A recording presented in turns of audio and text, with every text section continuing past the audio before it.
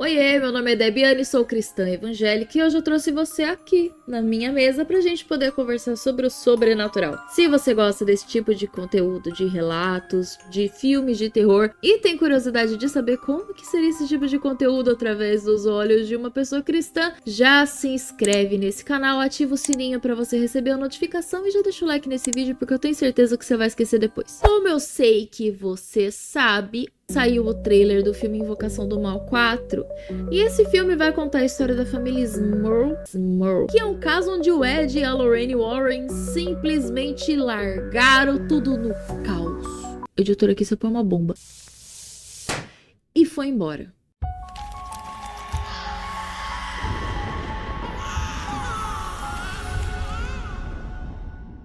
A história aqui pra gente começa em 1972, quando a família de Jack e Janet Smurl, suas duas filhas, teve a sua casa inundada por consequência do furacão Agnes, que atingiu a região. Eles até tentaram, depois que passou o pior, reformar aquela casa, só que chegou uma hora que o governo mesmo tomou a propriedade para si, dizendo que aquele local não poderia mais ser habitado. A família se viu numa situação complicada, porém, alguns meses antes, os pais de Jack, John e Mary, tinham comprado uma casa geminada na Pensilvânia, e eles pensaram em comprar metade daquela casa, porque além de já ficar perto da família, eles iam conseguir uma casa num preço melhor para a situação que eles se encontravam naquele momento. Foi o que eles fizeram.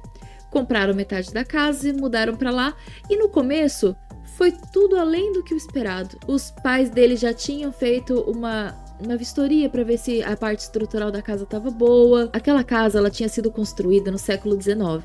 E aquela região era uma região de mineração, então embaixo da casa tinham várias minas. Por isso, quando os pais de Jack compraram aquela casa, eles fizeram uma boa vistoria para ver como é que estava a parte estrutural e estava tudo ok. Quando Jack e a Janet se mudaram para lá, estava tudo certo. Ao chegar na casa, eles começaram a dar uma mexidinha. Sabe como é, né? Começaram a fazer a decoração do jeito deles, coisa normal de toda a família. Terminada a mudança, começaram a mudar uma coisa aqui, outra ali, e já nessas pequenas mudanças que eles começaram a fazer, começaram algumas leves manifestações, do tipo ferramenta que sumia de um lado e aparecia no outro, luzes piscando, vidro quebrando, coisa assim, coisa que seria completamente normal durante uma pequena reforma. Até então não chamou a atenção de ninguém, passou completamente despercebido. Aparentemente o evento que mais chamou a atenção no começo foi quando a Janet comprou um carpete ou um tapete, comprou ele embalado. Na hora que ela colocou na sala, o tapete estava com uma mancha no meio, parecia graxa. Eles acharam aquilo bem complicado, porque como é que compra um tapete novo, na hora que põe ele tá com uma mancha de graxa bem no meio? Mas mesmo assim eles pegaram os produtos de limpeza, os materiais, limparam o tapete, conseguiram remover 100% a mancha, o tapete ficou lá intacto para 2 dias depois a mancha aparecer de novo. Eles entraram numa batalha com aquela mancha, eles tiravam a mancha do tapete, a mancha voltava pro tapete, eles limpavam a mancha do tapete, a mancha voltava pro tapete e era uma coisa preta,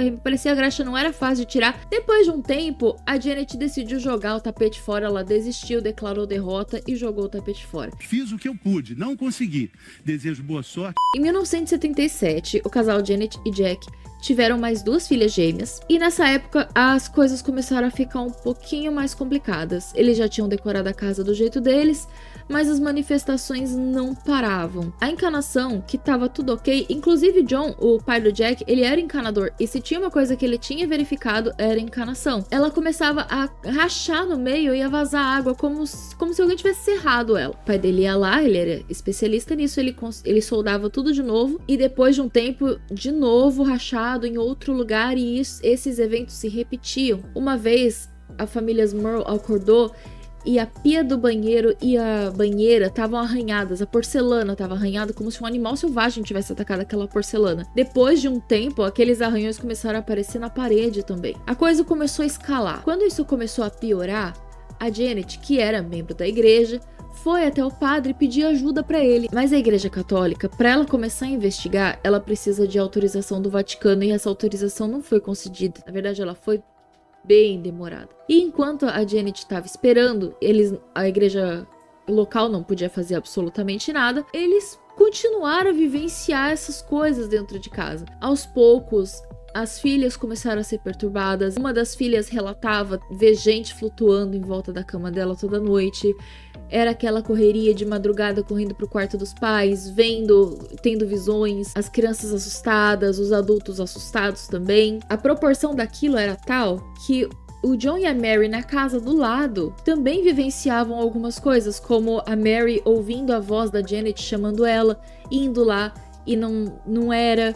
Uma vez, inclusive, o John e a Mary escutaram uma briga absurda entre a Janet e o Jack, como se eles realmente estivessem se agredindo. Eles ouviam palavrões, eles ouviam xingamentos, eles ouviam uma briga assim extrema, tanto que eles decidiram ir intervir pra ver o que estava acontecendo. E quando eles chegaram na casa, tava tudo bem. Tava todo mundo dormindo, tava tudo quieto, silêncio, aquela briga nunca aconteceu. Outros vizinhos também mais distantes também relatavam ouvir barulhos naquela casa, inclusive quando a família inteira tava fora, eles viam luzes acendendo e apagando, ouviam barulhos de coisa arrastando, mesmo quando não tinha ninguém em casa. Então aqueles eventos, apesar de estarem naquela casa, eles escalaram de uma forma tão intensa que até quem tava perto conseguia ouvir aquilo. Por exemplo, uma vez o Jack estava assistindo um filme de faroeste à noite e a TV dele simplesmente explodiu. Tem uma entrevista que ele conta isso, que ele fala que é como se tivessem tacado uma bomba na televisão. Ele inclusive achou que fosse alguma coisa da fiação pela casa ser antiga, porque não foi só a TV que queimou, o fogão elétrico deles, que era novinho, também tinha acabado de comprar, simplesmente pegou fogo igual a televisão. E outra coisa que pegou fogo também foi a parte elétrica do carro novo do Jack. Tudo isso nesse período começou a piorar demais. A coisa começou a ficar mais séria. A casa tinha um cheiro muito forte de carne podre, como se tivesse alguma coisa morta em decomposição na casa.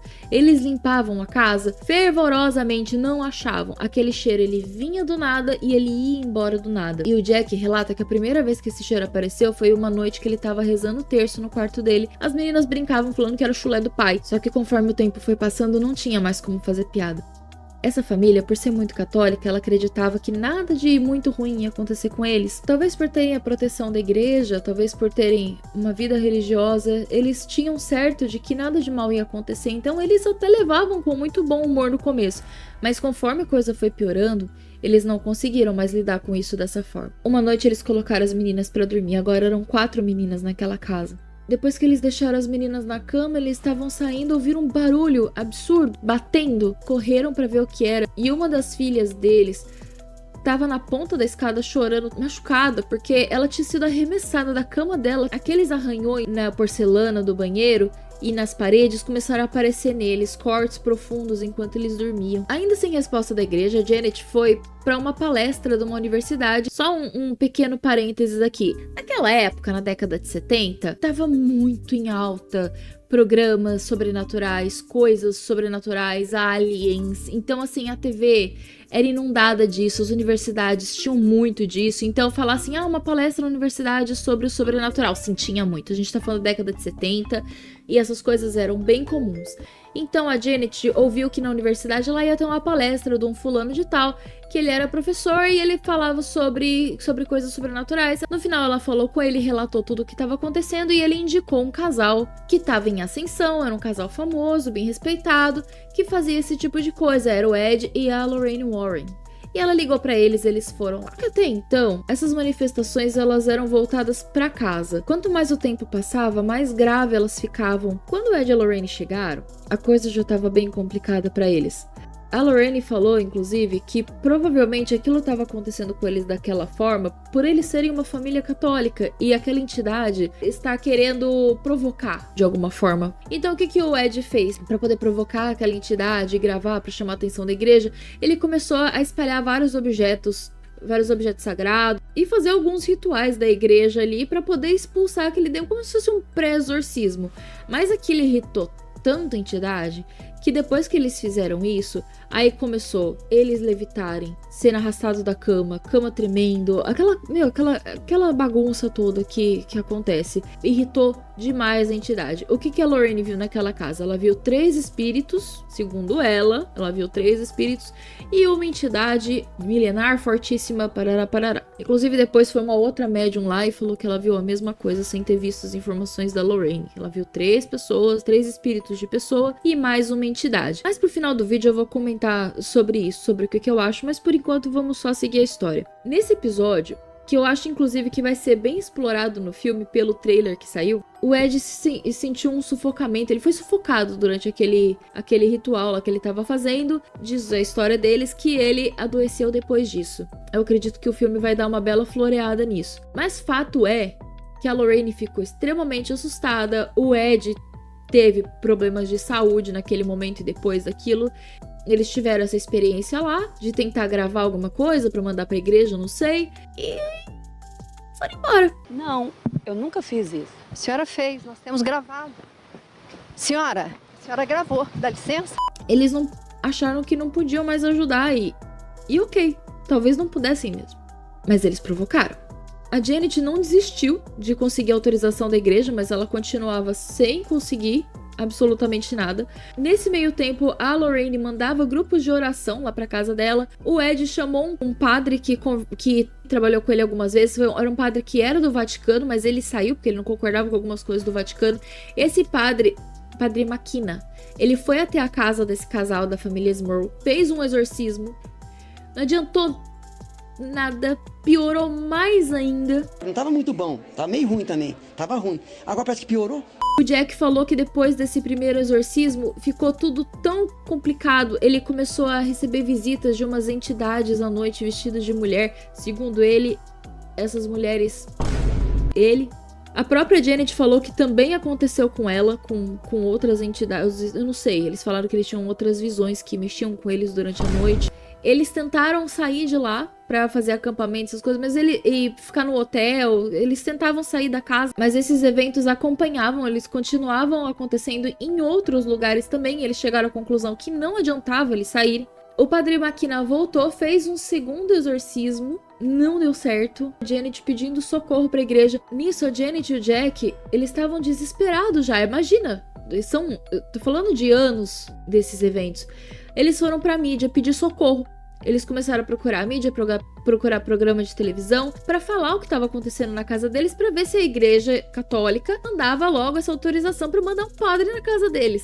Aí o que aconteceu? As pessoas céticas começaram a achar que eles estavam fazendo isso pra poder ganhar dinheiro e ganhar fama. E aí apareceu um monte... A casa deles virou um ponto turístico. Era gente querendo investigar pra falar que eles estavam mentindo, gente querendo investigar pra falar que eles estavam falando a verdade. O próprio vizinho deles formou um grupo de pessoas céticas que queriam estudar e comprovar que o que eles estavam falando era mentira. Inclusive, o principal argumento era o fato da casa ter sido construída em cima de algumas minas e talvez esses barulhos, essas coisas que eles presenciam na casa, coisas quebrando, fosse do fato da casa estar afundando. Que fato é que o Jack, a Janet, o John e a Mary disseram que a parte estrutural da casa estava ok, que eles já tinham checado, que não tinha nenhum indício de que a casa estava de fato afundando. Segundo eles, não estava, e também não tem prova de que estava. Se a casa estivesse afundando na mina, agora em 2025, provavelmente a gente já teria alguma comprovação de que essa casa afundou, mas não foi o caso. Então até agora não temos muitas provas dessa teoria de que a casa estava afundando por conta da estrutura dela em cima de uma mina de mineração. Voltando para a história, a casa deles agora perturbada por vivos e mortos, essa família já estava assim no limite. O padre McKenna voltou lá, fez um terceiro exorcismo que parecia que tinha dado certo, porque ficou 3 meses assim, maravilhoso, não aconteceu nada, até que 3 meses depois o Jack viu de novo uma figura humanoide na cozinha, alguma coisa assim, e os eventos começaram todos de novo. A família cansou, óbvio, pegou tudo que tinha e fugiu. Todo mundo saíram de lá, foram para outro estado, foram para longe. Só que quando eles chegaram lá, começou a acontecer tudo igualzinho na outra casa que eles moraram, porque a entidade foi junto, segundo eles, até que finalmente o Vaticano aprovou, mandou um padre lá na casa nova deles, o padre do Vaticano autorizado, Desculpe! fez um exorcismo, e esse um exorcismo na outra casa funcionou, e eles disseram que até então tava tudo bem. Só que um detalhe importante, eles saíram da casa em 1989. Em 1991 já lançaram o primeiro filme, que era A Casa das Almas Perdidas. Essa rapidez em lançar esse livro, esse filme, acabou colaborando com essa teoria de que eles só queriam fama e dinheiro, porque realmente teve uma repercussão imensa. E logo eles já estavam lucrando com isso. Porém, será que eles inventaram tudo mesmo? Será que uma família inventaria tortura constante de 1972 a 72? 82? 3, 4, 5, 6, 7, 8, 9... Será que uma família inventaria mesmo 18 anos de eventos paranormais só pra poder escrever um livro e sair? Tantas ligações pra polícia, pra igreja. A Janet dizia que chamava e os vizinhos também viam a polícia ali. Deve ser estranho mesmo no policial escrever um relatório: hoje eu fui atender uma ocorrência de um demônio. Satanás estava loucão. Meio complicado. Fica na ficha do policial, né? Imagina o policial ficar com isso. Também é difícil pra mim imaginar que na década de 80 ainda, uma família resolvesse expor seus filhos dessa forma. A gente tá falando de um mundo onde as pessoas não eram públicas, onde as pessoas elas eram reservadas. Não era normal você ser uma pessoa conhecida, não era tão fácil você virar os holofotes pra você. E por que uma família comum da Pensilvânia ia querer expor suas 4 filhas desde tão cedo aos vizinhos? Uma família que era de uma comunidade católica, que era membro ativo dentro da comunidade católica, ia querer se vincular a uma casa com uma entidade maligna. É complicado de você querer juntar tudo isso e falar que foi simplesmente por fama e dinheiro. É impossível? Não, não é. Mas eu acho bem difícil. Se a gente excluir a possibilidade de que essa família estava fingindo e pegar o relato da vítima apenas, a gente vai ver uma família que estava sendo fortemente oprimida por alguma entidade sobrenatural e um casal, assim como tantos outros investigadores paranormais que fizeram, esses sim fizeram do seu sustento, da sua fama, esse tipo de coisa de ir atrás do sobrenatural, de se envolver nesses casos para de fato ter como sua profissão essa caça aos demônios, essa caça ao sobrenatural. Ele sim, a vítima não. O Jack tinha uma outra profissão, a Janet era uma dona de casa, eles não tinham motivo pra simplesmente num estalo falar vamos virar caçadores do sobrenatural. Não, quem fazia isso era o Ed e a Lorraine. Eles sim eram profissionalmente investigadores paranormais. Eles chegaram na casa com a pretensão de resolver o problema dessa família. Só que chegando lá não foi bem isso que aconteceu, eles bagunçaram, pioraram cada vez mais. O Ed saiu machucado, a Lorraine saiu assustada, mandaram outro padre, cada vez mais eles colocaram aquela família em risco. E isso me lembra uma história muito interessante, daqui ó, Atos 19, 13, vamos abrir comigo? Atos 11, 14, 15...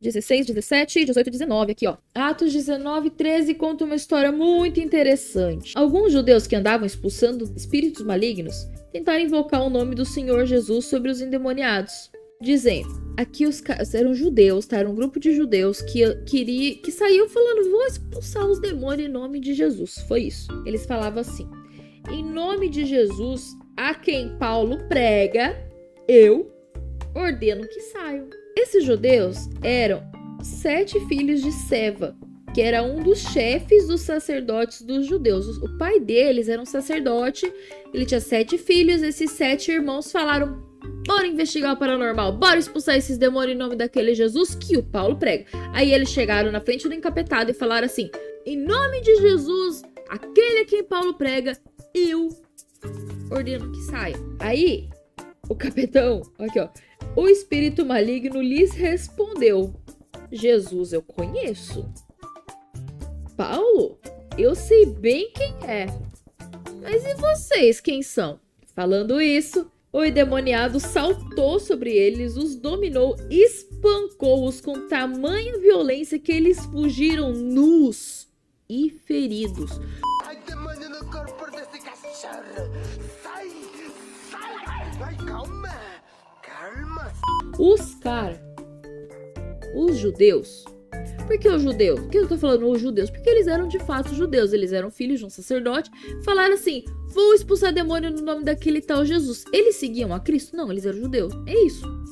Chegaram na frente do capitão e falaram assim, te expulso em nome de Jesus. Achando que só conhecer o nome da autoridade, falar assim, eu vim em nome da autoridade tal, querer dar a carteirada, né, que seria hoje, eu conheço fulano. Em nome de Jesus eu tô te ordenando que saia. O capitão olhou e falou assim, eu nem sei quem é você, meu amigo. Deu uma surra nos caras. Eram 7.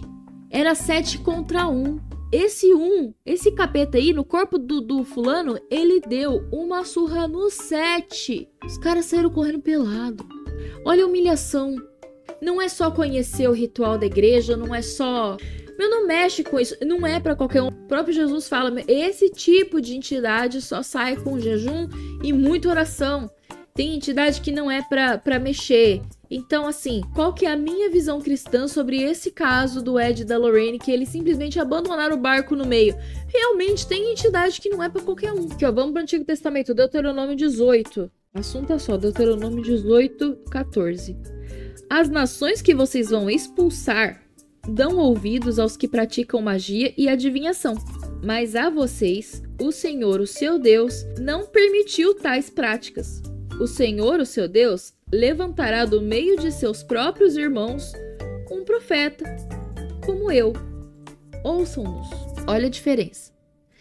Deus vai levantar profetas para que escutem a voz dele.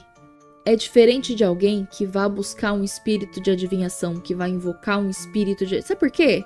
Porque quem invoca não é o espírito de alguém morto, não é um anjinho bonito. Quem se invoca, quem essas pessoas invocam são demônios. Ah, tinha 3 mortos na casa e um espírito maligno. Era um espírito maligno, eu não sei. Os 3 mortos, dificilmente teria 3 mortos, devia ser tudo ilusão do capeta. Eles mentem, eles iludem. Não é para qualquer um. Deus vai levantar o seu profeta para que esse profeta ouça a voz dele. Não é o profeta? Não é o profeta que está falando? Não foi o profeta levantado por Deus? Não é a palavra do Senhor? Hoje a gente tem a Bíblia. Naquela época não tinha. Então hoje a gente tem a Bíblia. Ah, mas tem profeta hoje? Tem. Como é que a gente sabe? A gente escuta o que o profeta está falando e vem aqui na Bíblia para ver se o que ele está falando bate. Se o que ele falou já estiver escrito aqui, beleza, a palavra de Deus. Deus não tem mais nada para acrescentar. Hoje eu sou profeta lendo a palavra para vocês. Se eu ler que Deus amou o mundo de tal maneira que deu seu filho unigênito, eu estou sendo profeta, eu estou proferindo a palavra dele que está escrita aqui. Mas naquela época não tinha. Então, como naquela época não tinha uma Bíblia dessa daqui, para a gente poder checar, era os profetas que Deus levantava para poder conversar com o seu povo. Quem fosse buscar informação em outro lugar ia acabar caindo no engano. Não era permitido. E ainda não é permitido. Hoje, muito menos. Para que você vai buscar um espírito de adivinhação se você tem todas as respostas na Bíblia? Essa é a nossa visão. E paralelo a isso, a pessoa não pode simplesmente sair de casa e falar vou expulsar um demônio se ela não estiver preparada, se ela não estiver com o Espírito Santo, se ela não tiver orado e jejuado, se ela não tiver sido levantada por Deus para poder executar essa tarefa. Tal qual foi com essa família, que só quando um padre do Vaticano foi lá que de fato resolveu. Eu tô falando que ninguém podia ajudar? Claro que não é isso que eu tô falando. Mas o fato que só foi ajudado de verdade quando alguém que teoricamente seria autorizado. Eu não tô também defendendo a Igreja Católica e as suas burocracias absurdas. Mas de fato era aquele cara que tinha que ter ido. Desde o começo, se alguém da igreja que bloqueou, eu não sei dizer o que aconteceu, eu não tava lá. Eu tô só relatando o que tava nas entrevistas dele. É a informação que eu tenho. Não tem a menor razão pra gente buscar uma outra palavra. Mas tem uma entidade que é pra todo mundo. Um espírito. E o nome dele é Espírito Santo. E ele tá acessível para qualquer um que quiser buscar. Qualquer um que quiser resposta. Qualquer um que quiser um conforto. Qualquer um que quiser uma experiência de mudança de vida. Esse Espírito Santo, ele tá sim disponível para quem quiser. E é só chamar pelo nome do Senhor Jesus que ele aparece. Ele é quem faz a gente entender o sobrenatural e o natural. Ele faz parte da Trindade, assim como o nosso Deus. Eu sei que o sobrenatural é muito interessante, o sobrenatural é fantástico e ele é atrativo, mas não esquece que o sobrenatural é real. E ele acontece o tempo todo, e ele tá acontecendo agora. Nós não estamos sozinhos.